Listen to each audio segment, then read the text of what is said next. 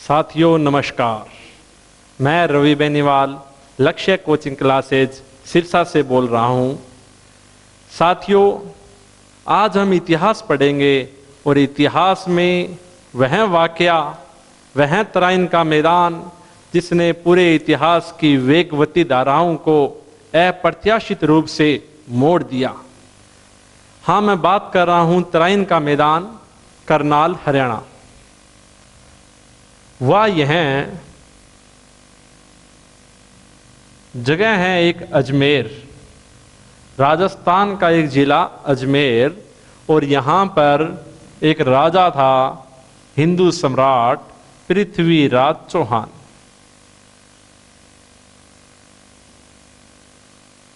जिस समय अजमेर का राजा पृथ्वीराज चौहान था, उसी समय गजनी का एक सुल्तान था जिसका नाम था मोहम्मद गोरी।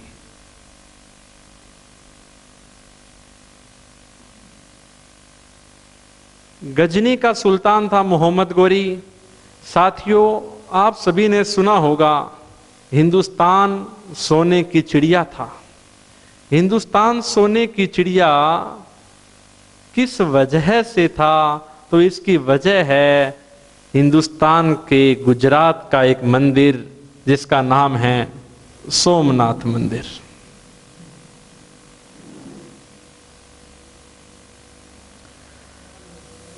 साथियों, सोमनाथ मंदिर में अथाह मात्रा में सोना पाया जाता था, इसीलिए हिंदुस्तान को सोने की चिड़िया कहा जाने लगा। तो मोहम्मद गोरी का ये सपना था कि वो हिंदुस्तान को लूटेगा। मोहम्मद गोरी ने अपने सपने को साकार करने के लिए सन 1175 ईस्वी की बात है, 1175 में मोहम्मद गोरी गजनी से प्रस्थान करता है और गुजरात आना चाहता है। मोहम्मद गोरी ने गजनी से प्रस्थान किया, सोमनाथ मंदिर को लूटने के लिए आ रहा है।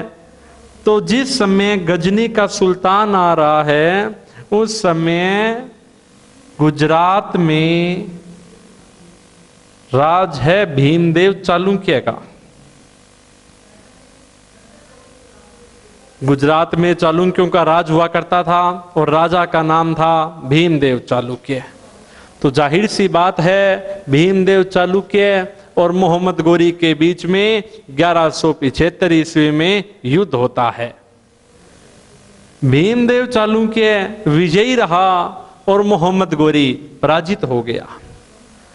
मोहम्मद गोरी पराजित तो हुआ लेकिन निराश नहीं हुआ, और मोहम्मद गोरी ने 3 साल बाद ही, यानी 1178 ईस्वी में 1178 ईस्वी में एक बार फिर भारत के सीमा प्रांतों से होकर गुजरात आना चाहता है। दोबारा लड़ाई होती है भीमदेव से, भीमदेव दोबारा विजयी होता है। एक बार और पराजित हो गया मोहम्मद गोरी। मोहम्मद गोरी पराजित तो हो गया, लेकिन मोहम्मद गोरी का सपना है कि वो किसी भी हालात में गुजरात के सोमनाथ मंदिर को लूटेगा। समय बीता चला गया और समय आता है 1191। मोहम्मद गोरी ने योजना बनाई सन 1191 ईस्वी में, और उसने देखा कि मैं पहले भी पराजित हो चुका हूं, और इसकी वजह एक यह भी हो सकती है कि मैं हिंदुस्तान के सीमा प्रांतों से होकर आया हूं। अब की बार मोहम्मद गोरी ने यह सोचा कि वो गुजरात के मंदिर को तो लूटेगा, लेकिन सीमा प्रांतों से होकर नहीं जाएगा, हिंदुस्तान के मध्य से होकर आएगा। अपने इसी उद्देश्य को साकार करने के लिए 1191 ईस्वी में मोहम्मद गोरी ने गजनी से प्रस्थान किया। हिंदुस्तान के पंजाब राज्य से हिंदुस्तान में प्रवेश किया, और जैसे ही पंजाब राज्य में प्रवेश किया गया, पंजाब राज्य में सबसे पहले किला आता है बठिंडा का किला। मोहम्मद गोरी ने बठिंडा के किले को जीत लिया, बठिंडा के किले को जीता और आगे बढ़ा। आगे बढ़कर सरहिंद के किले को जीता गया। साथियों, सरहिंद को उस समय तबर हिंद कहते थे और पटियाला के पास में यह जगह पड़ती है।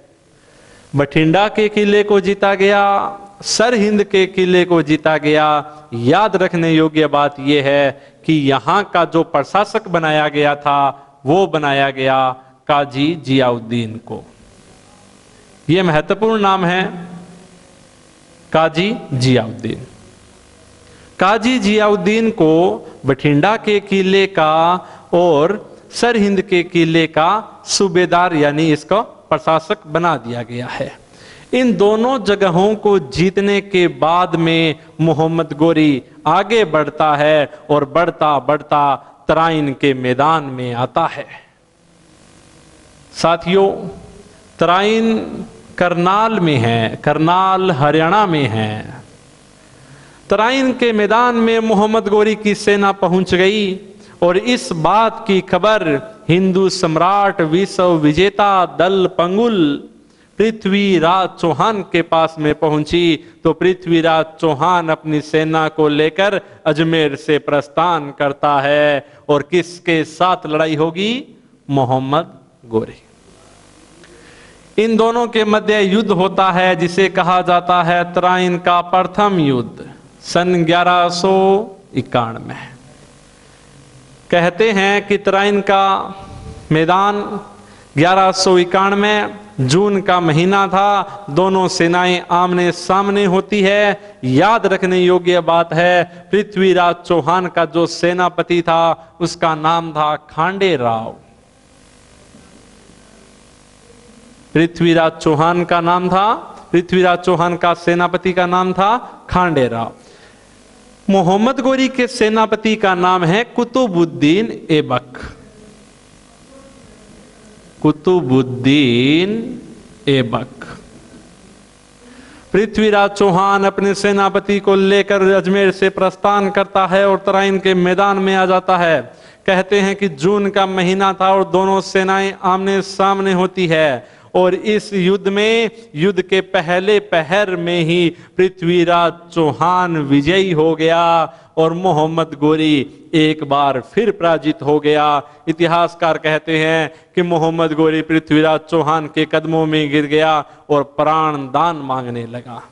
हिंदू सम्राट होने के नाते पृथ्वीराज चौहान ने मोहम्मद गोरी को प्राण दान दे दिया। लेकिन आधुनिक इतिहासकार कहते हैं यही पृथ्वीराज चौहान की सबसे बड़ी भूल थी।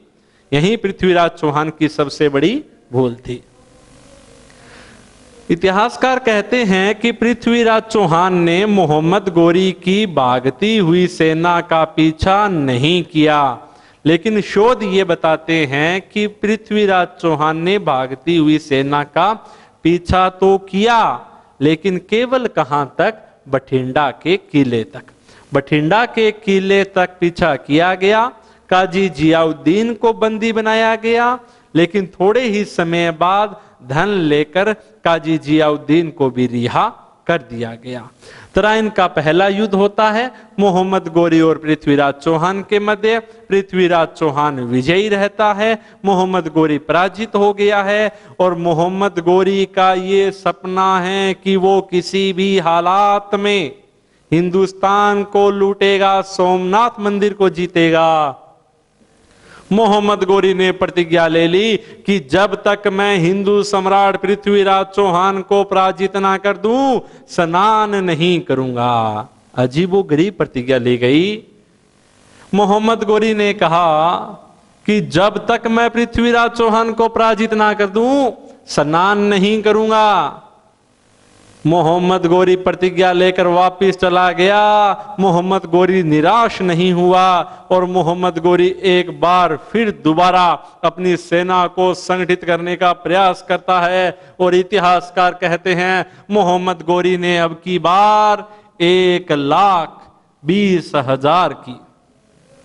साथियों, 1,20,000 की विशाल सेना मोहम्मद गोरी ने तैयार कर ली और मोहम्मद गोरी ने अपनी सेना में लड़ाकू जातियों को शामिल किया।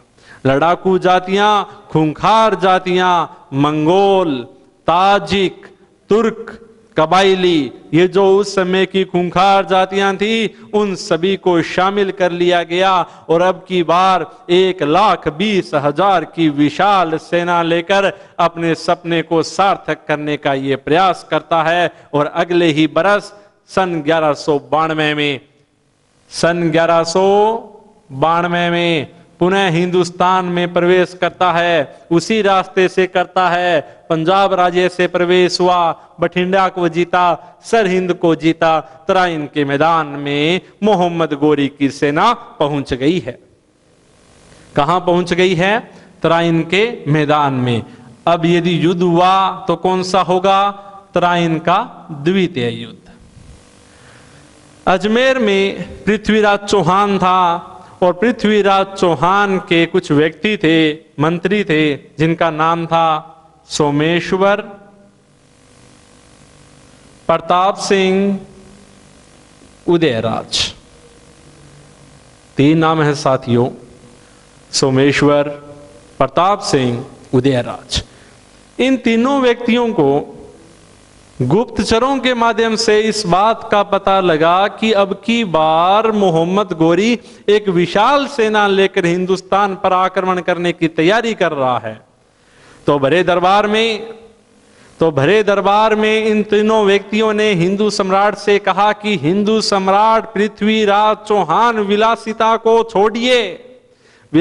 को छोड़िए, अब की बार सामने मोहम्मद गोरी 1,20,000 की विशाल सेना लेकर आ रहा है।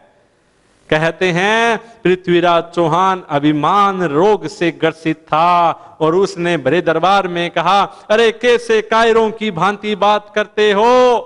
क्या अब की बार ये पृथ्वीराज चौहान जीत नहीं पाएगा? क्या मैं इस मोहम्मद गोरी को, जिसे मैं 17 बार पराजित कर चुका हूं, उसे हराने के लिए आसपास के राजाओं से मदद मांगूं? यदि आपकी युद्ध की इच्छा नहीं है तो आप युद्ध भूमि में ना ही जाएं, अच्छा होगा। कौन कहता है? पृथ्वीराज चौहान। कहने वाली बात यह है, सोमेश्वर सिंह ने, प्रताप सिंह ने और उदयराज ने, इन तीनों व्यक्तियों ने सम्राट पृथ्वीराज चौहान से कहा कि आप पांथी परवन प्रथा का प्रयोग कीजिए, लेकिन इसने कहा कि मैं प्रयोग नहीं करूंगा पांथी परवन प्रथा का। किसी भी राजपूत को युद्ध भूमि में आमंत्रित नहीं किया जाएगा। लेकिन 2 जगह हैं साथियों, याद रखने वाली बात है। एक जगह है जालोर और एक जगह है मेवाड़। ये दोनों स्थान राजस्थान में हैं। जालोर राजस्थान का जालोर जिला और मेवाड़ राजस्थान का उदयपुर जिला। तो जालोर और मेवाड़ के राजा इस युद्ध में भाग लेने के लिए चले गए। पृथ्वीराज चौहान का सेनापति खांडे राव है। पृथ्वीराज के साथ में जालोर का राजा समर सिंह है, मेवाड़ का राजा सामंत सिंह है। इन सभी लोगों को लेकर पृथ्वीराज चौहान अजमेर से प्रस्थान करता है और कहते हैं कि तराइन के मैदान में पहुंच जाता है। जैसे ही तराइन में ये पहुंचने वाले थे, मोहम्मद गोरी ने कूटनीति का प्रयोग किया। मोहम्मद गोरी ने सोचा कि पृथ्वीराज चौहान को उकसाते हैं और इसी उद्देश्य से मोहम्मद गोरी ने एक व्यक्ति को भेजा जिसका नाम था कीवाम उल मुल्क। देखिए नाम याद रखिए, कीवाम उल मुल्क को भेजा। कीवाम उल मुल्क आया और पृथ्वीराज के पास में आकर कहता है, हिंदू सम्राट आपके लिए अच्छा होगा, आपके लिए बड़ा ही अच्छा प्रस्ताव लेकर आया हूं। मोहम्मद गोरी एक दानवीर है, क्षमा करने वाला सुल्तान है। आप मोहम्मद गोरी की अधीनता को स्वीकार कर लीजिए, आपको प्राणदान मिलेगा। क्रोध में आ गया पृथ्वीराज चौहान और कहा कि यदि हमारा यह धर्म नहीं होता कि ब्राह्मणों का और गुरुओं का और राजदूतों का वध ना किया जा सके, इसीलिए आपके प्राण बच रहे हैं। कि वाम उल मुल्क को कहा गया, यदि आप राजदूत ना होते तो मैं आपका वध कर देता। मैं तो कई बार मोहम्मद गोरी को हरा चुका हूं। जाकर कह दीजिए अपने सुल्तान से, जाकर कह दीजिए अपने सुल्तान से कि उसे पृथ्वीराज चौहान की अधीनता को स्वीकार करना चाहिए। कुल मिलाकर पहला व्यक्ति कौन आया? किवाम उल मुल्क। किवाम उल मुल्क आया था, ये पहला व्यक्ति आया। और इसके बाद में दोबारा मोहम्मद गोरी ने एक प्रयास किया कि और अधिक उकसाया जाए, कि इसके बाद में रुकनुद्दीन हमजा को भेजा गया। रुकनुद्दीन हमजा, वो ही प्रस्ताव, वो ही बात रुकनुद्दीन हमजा पृथ्वीराज के पास में लेकर आया, लेकिन पृथ्वीराज ने इसकी भी बातों को अस्वीकार कर दिया। अब सुबह तराइन का युद्ध होने वाला है। तो साथियों, कहते हैं कि जून का महीना था, दोनों सेनाएं आमने सामने थी, तराइन में रक्तपात होने वाला था। तभी मोहम्मद गोरी ने एक और कूटनीति का प्रयोग किया। वो इस प्रकार से थी, एक जाली पत्र पृथ्वीराज चौहान के पास में पहुंचाया गया, जिसमें लिखा था, हिंदू सम्राट, मैं वापिस गजनी चला जाऊंगा, मैं आपको कर देता रहूंगा, आप मुझे क्षमा कीजिए, लेकिन मेरी हृदय से यह अभिलाषा है कि आप केवल एक बार हमारे खेमे में आ जाइए। और इस प्रकार पृथ्वीराज चौहान मोहम्मद गोरी की चाल में फंस जाता है। पृथ्वीराज चौहान चला गया मोहम्मद गोरी के खेमे में, वहां पर धोखे से पृथ्वीराज चौहान को बंदी बना लिया गया है। पृथ्वीराज चौहान को क्या बना लिया गया है? बंदी बना। साथियों, इतिहास गवाह है इस बात का, राजपूत कभी स्वयं नहीं हारे थे, राजपूत विश्वासघातियों की वजह से हारे थे। पृथ्वीराज चौहान के साथ में विश्वासघात हुआ और उसे बंदी बना लिया गया है। राजपूतों में अफरा तफरी मचती है। अब ये प्रश्न सभी के सामने आकर खड़ा हो गया कि सुबह युद्ध होने वाला है, राजपूतों में ऐसा कौन व्यक्ति है जो राजपूतों का नेतृत्व करेगा? तो सभी सामंतों और सरदारों के कहने के बाद में मेवाड़ के राजा सामंत सिंह ने युद्ध का नेतृत्व किया। तो ये बहुत महत्वपूर्ण बात है साथियों कि तराइन का द्वितीय युद्ध किस व्यक्ति के नेतृत्व में लड़ा गया? तो मेवाड़ का सामंत सिंह था। मेवाड़ का सामंत सिंह राजपूतों का नेतृत्व कर रहा है। तभी महिलाओं के खेमे में ये बात पहुंची कि धोखे से पृथ्वीराज चौहान को बंदी बना लिया गया है। तो कहते हैं कि पृथ्वीराज चौहान की एक पत्नी थी जिसका नाम था इंचिनी, माउंट आबू की रहने वाली थी, परमारों की राजकुमारी थी। तो इंचिनी को लगा कि उसके पति के साथ धोखा हुआ है और कहते हैं अपनी तलवार निकालकर इंचिनी भी युद्ध भूमि में चली जाती है। सुबह युद्ध की शुरुआत हुई मेवाड़ के राजा सामंत सिंह के नेतृत्व में और इंचिनी के नेतृत्व में। राजपूत तराइन का युद्ध लड़ रहे हैं। युद्ध का दूसरा पहर खत्म हुआ, दूसरे पहर तक भी राजपूत जीत रहे हैं। तभी साथियों, तीन व्यक्ति सोमेश्वर सिंह, प्रताप सिंह और उदय राज ने राजपूतों के साथ में विश्वासघात कर दिया गया और सामंत सिंह को घेर कर मार दिया गया। चक्रव्यूह में फंसाया गया सामंत सिंह को, चक्रव्यूह में फंसाया गया इंचिनी को। ये दोनों लड़ते हुए वीरगति को प्राप्त हो गए। जैसे ही राजपूतों को ये लगा कि सामंत सिंह वीरगति को प्राप्त हो चुके हैं, इंचिनी वीरगति को प्राप्त हो चुकी है, राजपूत तराइन के मैदान से निकल गए। इस प्रकार तराइन की द्वितीय लड़ाई समाप्त होती है और हिंदुस्तान में मुस्लिम सत्ता की स्थापना होती है। तो हिंदुस्तान में मुस्लिम सत्ता की स्थापना किस युद्ध के बाद में हुई? तराइन का द्वितीय युद्ध। कब होता है? 1192 में। तराइन का द्वितीय युद्ध भारतीय इतिहास में मील का पत्थर साबित होता है, क्योंकि इस युद्ध के बाद में राजपूतों का काल समाप्त हो गया और हिंदुस्तान में विदेशी सत्ता की स्थापना होती है। इसके बाद में जो कहानी होती है साथियों, उसके बारे में इतिहासकार एक मत नहीं है। उस समय के तत्कालीन समय के जो इतिहासकार थे वो अधिकांश मुस्लिम थे और उन्होंने यह कहा कि पृथ्वीराज चौहान की मृत्यु हिंदुस्तान में हुई। लेकिन इसके विपरीत पृथ्वीराज चौहान का एक दरबारी था, इसका मित्र था, जिसका नाम था चंद्रबरदाई। चंद्रबरदाई भाट जाति का व्यक्ति था, पृथ्वीराज रासों का लेखक था।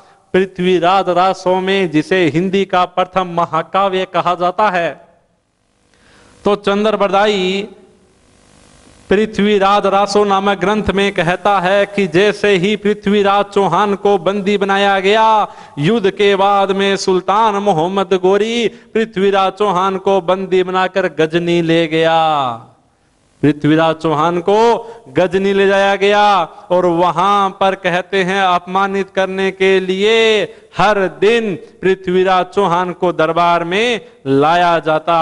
और एक दिन का वाकया ये था साथियों कि आई कांटेक्ट किए हुए था पृथ्वीराज चौहान सुल्तान मोहम्मद गोरी से। तभी मोहम्मद गोरी ने कहा कि हिंदू सम्राट आंखें नीची कर लीजिए।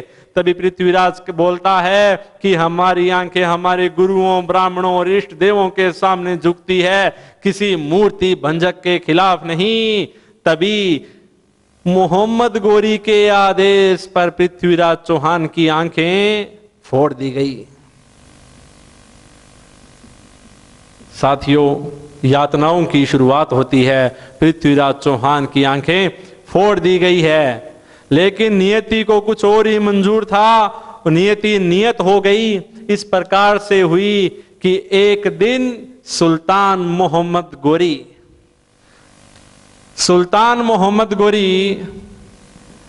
अपने सैनिकों को धनुष विद्या का प्रशिक्षण दे रहा था। अपने सैनिकों को धनुष विद्या का प्रशिक्षण दे रहा था सुल्तान मोहम्मद गोरी, और वहीं पर मौजूद था पृथ्वीराज चौहान का दरबारी, इसका मित्र चंद्रबरदाई। तो चंद्रबरदाई ने देखा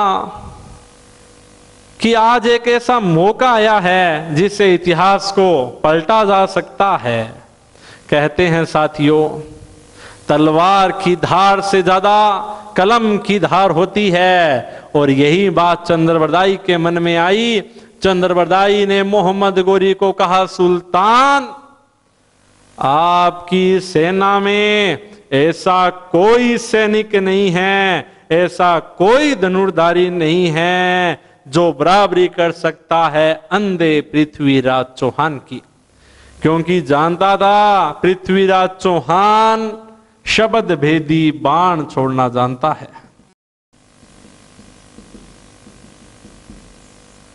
साथियों, कलयुग का एकमात्र ऐसा व्यक्ति है जो अर्जुन के बाद में पृथ्वीराज चौहान, जो शब्द भेदी बाण छोड़ना जानता था, 14 भाषाओं का ये ज्ञाता था, पृथ्वीराज चौहान।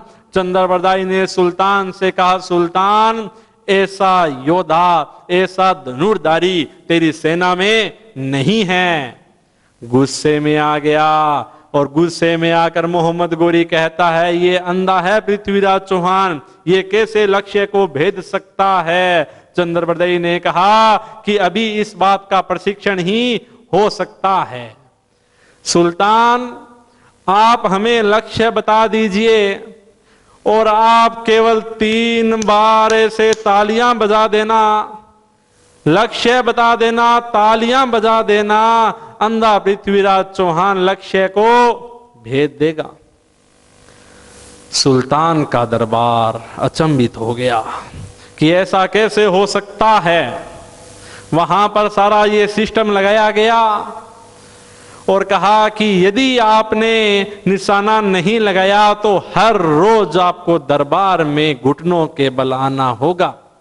साथियों, अपमान भी बड़ा था, तो उस समय संभावनाएं भी बहुत ज्यादा थी। बात ये हुई, चंद्रबरदाई पृथ्वीराज चौहान के पास में जाता है और कहता है, हिंदू सम्राट राय पिथोरा दल पंगुल विश्व विजेता, आज हमारे पास में एक ऐसा मौका है कि हम तराइन की लड़ाई का बदला ले सकते हैं। जो हमने हमारे प्रियजन खोए हैं उसका बदला लिया जा सकता है। आज हमारे पास में एक मौका है मोहम्मद गोरी को मारने का। चौहान राजा पूरे सामर्थ्य से बाण चलाना, दूरी मैं बता दूंगा, अपने इष्ट देवी और देवताओं को याद करना। मैं जानता हूं आप क्या जानते हो, शब्द भेदी बाण, सारा कुछ मैं बता दूंगा, आप केवल तीर चलाना। लेकिन हिंदू सम्राट याद रहे कि एक ही मौका है, एक ही तीर होगा, आपको ये निशाना लगाना है। पृथ्वीराज चौहान के आंखों पर पट्टी भी बांध दी गई, वैसे भी अंधा था, पट्टी भी बांध दी गई है। और जैसे ही मोहम्मद गोरी 3 तालियां बजाता है, चंद्रबरदाई पृथ्वीराज के पास में चला गया और कहने लगा, चौहान पूरे सामर्थ्यों से, पूरे प्राणों के साथ में बाण चलाइए। 4 बांस 24 गज है, अंगुल अष्ट प्रमाण, ता ऊपर सुल्तान मत चूके चौहान। 4 बांस 24 गज अंगुल अष्ट प्रमाण, ता ऊपर सुल्तान मत चूके चौहान। जैसे ये दूरी बताई गई, पृथ्वीराज चौहान ने अपने इष्ट देवी और देवताओं को याद किया, भगवान शंकर को याद किया गया, मां झीणा को याद किया गया, पूरे सामर्थ्य से बाण चलाया गया और सामर्थ्य से इतना जोर से वार चलाया गया कि सीधा तीर मोहम्मद गोरी के सीने के आर पार हो गया। मृत्यु हो गई मोहम्मद गोरी की। चंद्रबरदाई ने देखा कि कुछ सैनिक पृथ्वीराज चौहान को मारने के लिए आ रहे हैं। चंद्रबरदाई ने कहा कि आप ऐसे नहीं मार सकते हो, और चंद्रबरदाई ने अपनी कटार निकाली, पृथ्वीराज चौहान की हत्या कर दी और स्वयं ने आत्महत्या कर ली। तो इस प्रकार यह एक हिंदू राजा पृथ्वीराज चौहान का प्रसंग था। लेकिन साथियों, इतिहास की विडंबना भी रही है, इसे कई बार सही नहीं प्रदर्शित किया जाता है। यह इतना एक बड़ा वाकया अतीत के पन्नों में कहीं छिप गया था, लेकिन जो चीज नियति को मंजूर होती है वो नियत ही हो जाती है। सभी इतिहासकारों ने चंद्रबरदाई की इस बात का खंडन किया कि यह एक केवल दंत कथा है, काल्पनिक है। लेकिन जो बात हुई कारगिल की लड़ाई में, सभी जानते हो 1999 के आसपास में कारगिल की लड़ाई हुई थी भारत और पाकिस्तान के मध्य। तो इस समय भारत के जो विदेश मंत्री थे जसवंत सिंह, वो अफगानिस्तान का दौरा करते हैं। अफगानिस्तान की राजधानी काबुल जाकर आते हैं विदेश मंत्री, जिनका नाम था जसवंत सिंह।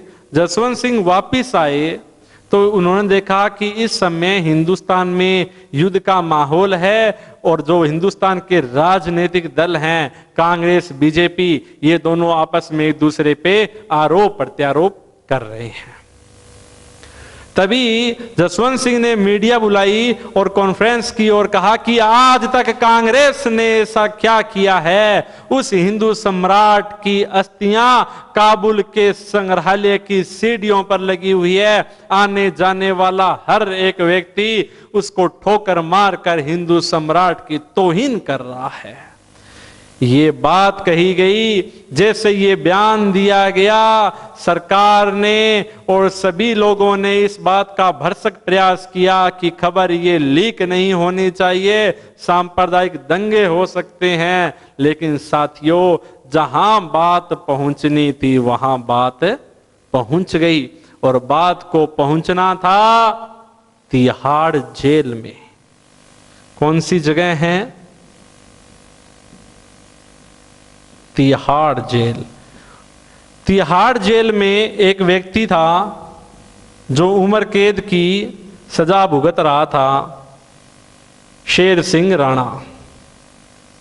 शेर सिंह राणा के पास में ये महाराजा जसवंत सिंह की बात पहुंच गई और उसने कहते हैं जैसे तैसे वो तिहाड़ जेल से फरार हो गया, काबुल चला गया, जैसे तैसे संग्रहालय से पृथ्वीराज चौहान की अस्थियों को चुराया गया, अस्थियों को चुराकर हिंदुस्तान में पहुंचा और पुष्कर में विसर्जित की गई। ऐसा काम किस व्यक्ति ने कर दिया था? शेर सिंह राणा। बाद में इस व्यक्ति ने आत्मसमर्पण कर दिया था गोरखपुर में। गोरखपुर उत्तर प्रदेश में इस व्यक्ति ने पृथ्वीराज चौहान का एक मंदिर भी बनवाया है।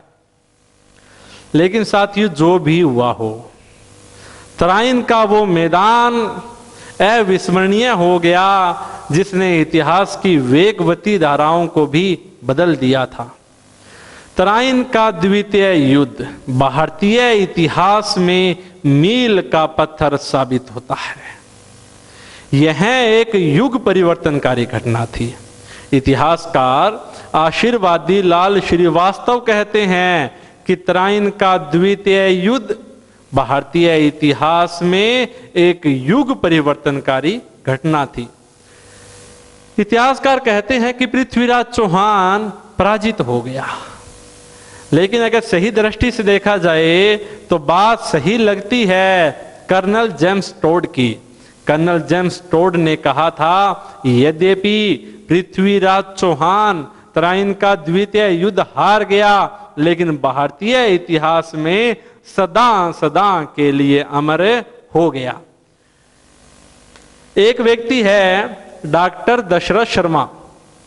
डॉक्टर दशरथ शर्मा कहते हैं कि इस बात में कोई संशय नहीं है कि पृथ्वीराज चौहान एक रहस्यमयी सम्राट था, लेकिन पृथ्वीराज चौहान की सैनिक भूलों को कभी भी माफ नहीं किया जा सकता। इसके बारे में कई इतिहासकार ऐसे हैं जो ये कहते हैं कि पृथ्वीराज चौहान और मोहम्मद गोरी कई बार आमने सामने हुए थे। तराइन की लड़ाइयों से पहले भी ये दोनों योद्धा आमने सामने हुए थे, जिसमें हर बार पृथ्वीराज चौहान विजयी रहा था। बताते हैं आपको।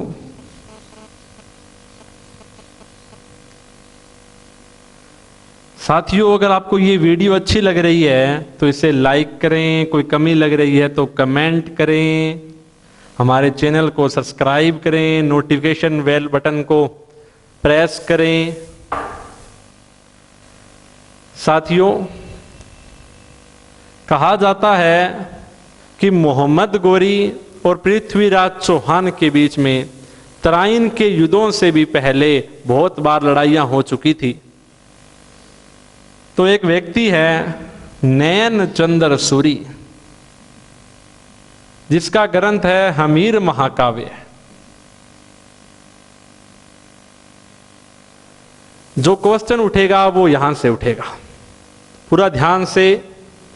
नयन चंद्र सूरी कहते हैं अपने ग्रंथ हमीर महाकाव्य में कि पृथ्वीराज चौहान ने मोहम्मद गोरी को 7 बार पराजित किया। चंद्रबरदाई कहता है पृथ्वीराज रासों में कि 21 बार पराजित किया था। मेरुतुंग कहता है प्रबंध चिंतामणि में कि 23 बार पराजित किया था। नयन चंद्र सूरी हमीर महाकाव्य में कहता है कि 7 बार पराजित किया था। चंद्रबरदाई पृथ्वीराज रासों में कहता है 21 बार पराजित किया था। मेरुतुंग प्रबंध चिंतामणि में कहता है 23 बार पराजित किया था। पूरा ध्यान सामने रखिए और सीधा सा ऐसे याद कीजिए, 7 नैनों से, कितने नैनों से? 7 नैनों से 21 बार चांद को देखा, 21 बार चांदनी को देखा, 21 बार चांद को देखा, तो 23 बार मेरे को चिंता हुई। याद हो सकता है?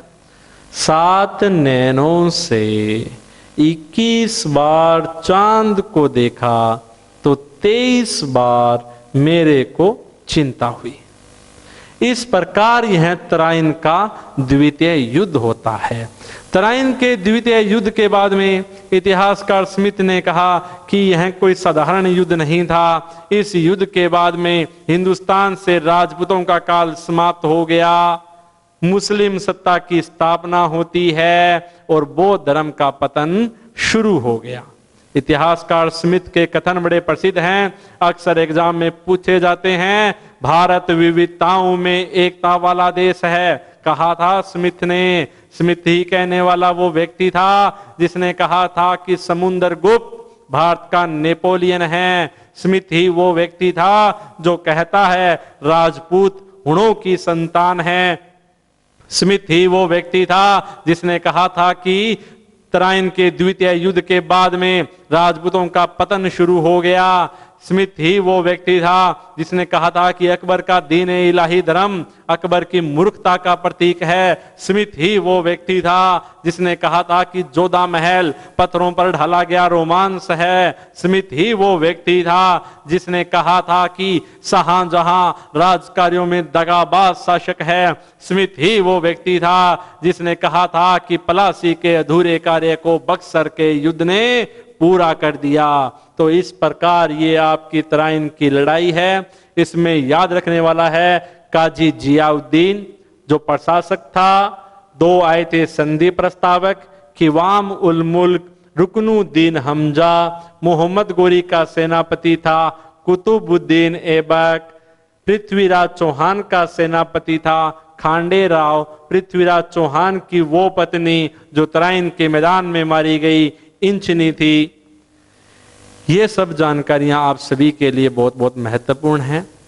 सभी का बहुत बहुत धन्यवाद। Thank you.